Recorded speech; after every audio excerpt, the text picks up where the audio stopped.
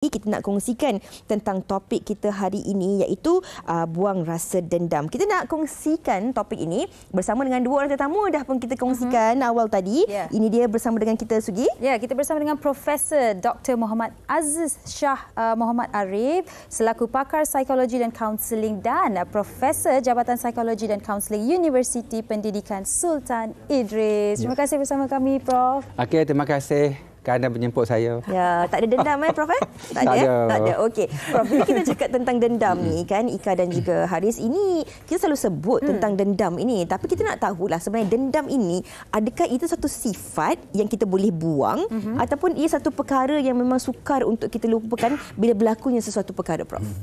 Okey, sebenarnya dendam adalah satu sifat yang ada pada diri kita sebab kita rasa hidup kita teruk, ramai orang buat jahat pada kita dan pengalaman-pengalaman negatif yang gagal diambil pengajaran, diambil hikmahnya, maka dia akan jadi lekatan negatif, kita marah, tak suka, benci, tak boleh memaafkan dan akhirnya kita masuk dalam terowongan yang gelap dan makin gelap dan kita terperangkap dalam terowongan gelap itu dan akhirnya dia akan merosakkan pemikiran, perasaan kita dan hidup kita akan jadi huru-hara nanti. Jadi memang ia adalah sifat negatif lah ya, Prof. Tak ada positif di sebalik dendam ni. Okey, setiap perkara ada positif dan ada negatif. Dendam ini pun ada baiknya. Jika kita dapat kawal, jadikan dia kekuatan untuk lebih maju, menghargai kehidupan dan bangunkan diri kita. Tapi dengan syarat dendam yang dikawal dan diambil sudut baik dan positif dia. Okey, dendam tanpa amarah lah Dendam tanpa amarah. Sebab kadang-kadang ada setengah orang macam Prof katakan tu, dia jadikan dendam tu sebagai turning point untuk dia jadi lebih baik, lebih positif, untuk buktikan kepada orang lain bahawa dia mampu menjadi lebih baik. Tapi Ika dan juga Haris ni nak tanyalah, pernah tak mengalami situasi sebegini? Sebab kadang-kadang mungkin faktor umur tu pun main peranan juga. Masa kita lebih peringkat kanak-kanak ataupun remaja, mungkin emosi kita belum matang kan. Jadi kita mudah untuk berdendam. Tapi bila dah besar kita, alah tu perkara remeh je sebenarnya. Ada tak Ika dan Haris merasakan sebegitu? Macam saya pernah lah merasa dendam ni macam masa kita mula-mula masuk industri, buat konten online, orang cemuh kita. Marah kan, rasa macam nak cari dia ni siapa dia ni kan, nak jumpa dia kan. Tapi as you grow older, you realise macam benda-benda macam ni, kita makan diri kita je. So might as well macam jangan bothered sangat baik. Betul. Kalau macam Ika katakan, jangan bothered sangat, jangan pedulikan. Kalau Haris, bagaimana Haris mengawal perasaan dendam ni sekiranya ada? Kalau saya berpegang pada nasihat ibu saya lah. Iaitu? Biar orang buat kita jangan buat orang. Kita biar je. Sebab kalau kita macam fokus sangat dengan apa yang orang buat pada kita, macam kita akan membakar diri sendiri macam Ika cakap tadi. So kita jadikan dia satu turning point, kita jadi lebih baik. I'm better than you. Okey. Sebelum kita dengarkan pendapat orang ramai, mungkin Prof boleh kongsikan, adakah sebenarnya faktor umur juga memainkan peranan tentang dendam dan amarah ni? Dan adakah pula kalau dendam ini kita pendam terlalu lama dan tidak dikongsikan kepada sesiapa, dia boleh menjadi satu perkara yang lebih membahayakan kepada diri dan juga orang sekeliling, Prof? Okey, ada faktor umur ataupun kematangan usia, kematangan emosi akan menyebabkan dendam kita lentur, kita lebih pemaaf, jiwa kita lebih lembut. Tetapi jika umur kita meningkat, tetapi jiwa kita kurang kasih sayang, kurang lembut, maka dendam itu akan jadi lagi teruk nanti. Sebab tu istilah orang tua kan, semakin tua menjadi semakin kanak-kanak itu, maksudnya semakin hilang dendam, hilang amarah, hati makin tenang. Dan satu lagi, dendam ini dia jika kita biarkan dalam diri kita, dia akan memberi kesakitan kepada kita. Macam apa dia sebut tadi. Sebab dendam pada orang lain sebenarnya menyakitkan hati kita. Membenci orang lain sebenarnya menyiksa diri kita. Tidak boleh memaafkan orang lain, sebenarnya tidak boleh memaafkan diri kita sendiri dan kita akan sakit dan kita akan luka sebab kejahatan kita tidak boleh memaafkan.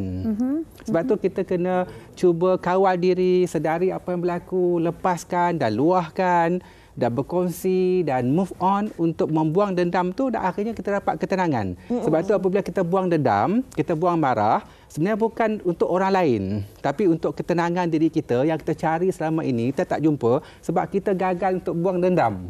Jadi lepaskan. Faham? Lepaskan. Let it go. Lepas ni kita nak tanya Prof, bagaimana ataupun apa pendekatan yang boleh digunakan untuk buang perasaan dendam itu? Tapi apa kata kita dengarkan juga pandangan orang ramai berkaitan topik kita pada hari ini. Silakan.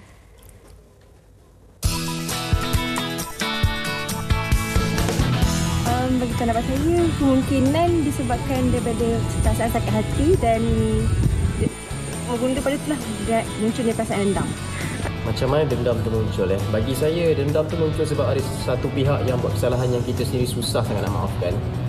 Dan kita kumpul kemarahan tu sampai kita ada niat untuk balas balik. So ya, macam itulah dendam muncul.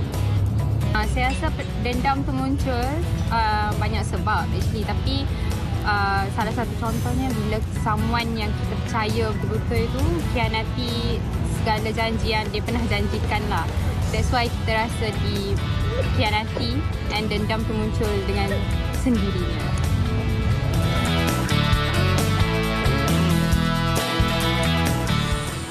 Bagi saya, dengan cara untuk membuangkan perasaan dendam itu adalah cuba maafkan dan meluahkan rasa perasaan itu terhadap orang itu ataupun bersama yang boleh dipercayai.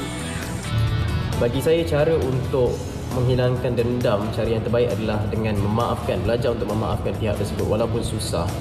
Dan kita kena jumpa pihak yang terlibat, bincang secara matang dan profesional. Jadi penyelesaian tu lebih baiklah daripada kita selesaikan dengan kemarahan. Kalau nak buang dendam ni, one way is to forgive the other person kalau dia involve seorang lagi pihak lah. And then try to accept that everything happens for a reason and memaafkan dan redha je lah dengan situasi tu. Dia tadi Sugi pendapat orang ramai tentang topik kita hari ini.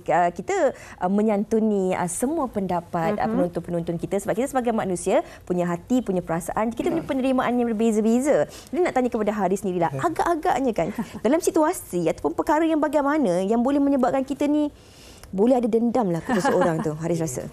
Macam sebenarnya banyak perkara lah. Kalau orang tu lebih daripada kita pun kita rasa dendam sikit. Saya macam nak ingat kembali macam zaman-zaman sekolah dulu kalau orang bully kita ke orang ejek kita, kita rasa dendam tau. Kita macam kadang-kadang kita nak buat something yang teruk kat dia, tapi cara saya adalah saya jadi lebih baik daripada dia. Saya tunjukkan saya berjaya dalam akademik, macam itulah. So macam bila kita dah rasa diri kita okey, bagus daripada dia tu, kita akan lupakan rasa dendam tu dan kita tenang. Kiranya Haris mengambil pendekatan membuang rasa dendam itu dengan sesuatu yang lebih positif. Saya harap ini yang kita nakkan lah. Kita jadikan itu satu perkara yang lebih positif tanpa kita menyakitkan orang di sekeliling kita. Dan ini juga pendekatan yang mungkin digunakan oleh Ju Anderson. Saya difitnah dan diumpat keji bertahun-tahun. Dipulaukan orang tapi saya tidak berdendam sedikit pun. Biarkanlah. Bila kita tidak simpan dendam, hidup kita akan tenang dan bahagia. Okey, Ika. Kalau itu Haris, Haris dah kongsikan apa yang membuatkannya ada perasaan dendam tu. Bagi Ika sendiri, apa yang membuatkan Ika rasa geram nak balas dendam? Saya pun ada similar experience dengan Haris. Macam di universiti, kadang-kadang orang tak boleh terima kita, tak suka kita. Masa kita tengah lalui itu memang rasa dendam lah. Macam ingat dia. Kalau jumpa kerja dia, memang nak aim dia lah macam tu kan. Bila when I'm better than you, nak cari pasal dengan dia. But then, bila you have reached a certain point yang you rasa you feel good about yourself, you dah tak kisah dah. You nak jadi apa, you jadi apa. Macam I know I'm good, I'm here. Apa you nak buat, you buat. It's like that. Mungkin disebabkan oleh perkara itu juga kita mampu untuk menjadi insan yang lebih baik sebab kita nak buktikan kepada orang-orang yang satu ketika dahulu tidak mempercayai tentang kelebihan kita satu ketika dahulu. Prof, mungkin Prof boleh kongsikan, setiap daripada kita ini mempunyai penerimaan yang berbeza-beza. Ada orang dia boleh menerima perkara itu dengan berlapang dada. Seperti Haris dan juga Ika, mereka mengambil secara positif. Tetapi atas beberapa faktor tertentu. Seperti Prof katakan tadi, ada orang dia rasa dia macam disorang-sorang, tak ada orang nak bogak. Jadi perkara itu menjadi satu perkara yang menyebabkan amarah kepada dia. Bagaimana kita nak bantu penonton-penonton kita ini untuk membuang terus rasa dendam ini tanpa ada amarah? Okey, dia dalam psikologi sebenarnya dendam ni tidak boleh dibuang 100%. Bagaimana baik diri kita, mulia diri kita, dendam itu tetap ada. So setiap orang ada dendam. Saya pun ada dendam. Cuma bagaimana kita mengawal dendam itu supaya ia jadi baik dan ia menjadi motivasi dan kita boleh bangunkan diri kita. Jadi keadaan yang paling baik ialah kita guna formula STRL. Yang pertama kita mesti sedari dulu pemikiran kita, perasaan kita, dan kita hanya sebut saya sedar dendam, saya sedar saya marah pada orang ni. Sedar saja dulu.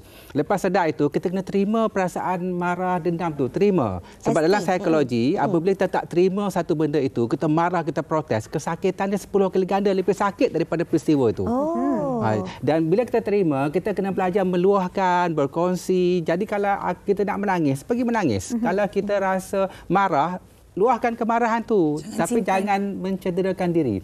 Jangan simpan, jangan pendam. Bila kita pendam, kita simpan, kita akan masuk dalam terowong gelap. Akhirnya kita akan konflik, krisis, marah, sedih, menangis dengan sendirinya, memberontak, sensitif berlebihan. Nanti mental kita akan mengalami masalah itu. Sebab itu jangan pendam, luahkan. Dan lepas luahkan itu, maka kita kena menikmati kehidupan, kita kena melepaskan. Jadi kalau saya tak suka kepada Siti, saya kata saya benci Siti, saya tak nak fikir Siti, saya benci Siti. Apa yang akan berlaku pada saya? Pergi mana saya akan nampak muka Siti. Selagi benda kita tak nak, kita protes, dia akan lebih datang pada kita. Jadi cara melepaskan adalah jangan fikir, jangan fokus. Kita buat benda kita happy, kita seronok, sibukkan diri kita, pergi melancong, makan sedap-sedap, pergi bercinta. Itu macam subconscious mind, Ya. Saya suka yang pergi bercinta. Saya pun. STRL. Sedari, terima, rasai dan lepaskan. Tapi Prof, mungkin juga ada dalam kalangan mereka yang dia dendam, dia nak luahkan, dia nak lepaskan dan segalanya. Tetapi dia rasa macam ada keperluan untuk saya berjumpa orang tu, cakap kat dia yang saya sebenarnya tak suka kat awak tahu, sebelum dia nak lepaskan segalanya. Boleh tak kalau mereka gunakan pendekatan sebegitu? Nak jumpa, confront dulu orang tu. Okey, boleh ikut kepada personaliti dan kesetiaan kita. Ya, sama ada kita nak melarikan diri, ya, ataupun sama ada kita nak berhadapan ataupun kita nak melawan, bergantung pada personaliti kita sendiri. Kadang melarikan diri, pergi enjoy life, nikmati kehidupan itu lebih baik. Maksud kita tak fokus kepada trigger kita. Tapi sometimes kalau kita rasa benda tu tak boleh lagi, dia akan mengganggu kita, lebih baik kita berhadapan dan stopkan dia, buat press conference, bagi tahu. Eloklah buat press conference sebab takut nanti orang netizen ni cakap kan. Tapi kadang-kadang kita kena tengok juga orang yang kita nak confront tu kan. Kadang-kadang ada orang ada penerimaannya boleh, tapi ada orang ni memang lagi sukar untuk diterima. Jadi kadang-kadang kita ambil, telan dan pendam. Kita hadamkan. Jadi mungkin Ika dan juga Haris nak kongsikan sesuatu kepada penonton-penonton kita. Rumusanlah tentang topik kita hari ini secara ringkasnya. Ika. Bagi saya, dendam ni sesuatu benda yang sakit, benda yang sakitkan diri. So sebaiknya kita just lepaskan semua benda untuk kita happy sendiri, bukan untuk orang lain tapi untuk diri kita sendiri. So just find happiness within yourself. Dan Haris, kita forgive and forget, be the bigger person and maaf dan memaafkan orang itulah. Fokus on ourselves je. Dari Prof sedikit. Hidup ini kita hanya perlu jalani, baik dan buruk jalani dan nikmati dan belajar melepaskan. Hidup adalah bab melepaskan. Jangan terlekat dengan apa-apa episod, kisah silam, kemarahan. Nanti kita sakit. Nikmati dan lepaskan dan nikmati dan lepaskan. Nikmati dan lepaskan dan jangan lupa pergi bercinta. Tajuk lagu Haris tadilah, kau cuba. Jadi cuba. Dan mungkin Natira, kami nak berikan anda sedikit motivasi untuk mencuba sebab Natira berkata, buang rasa dendam mudah diucap, sukar dilakukan. Dendam timbul jika terlalu lama menyimpan kepedihan angkara kata-kata atau perbuatan orang yang mengguris hati. Apapun, jika dendam dapat dibuang itu lebih baik. Baiklah.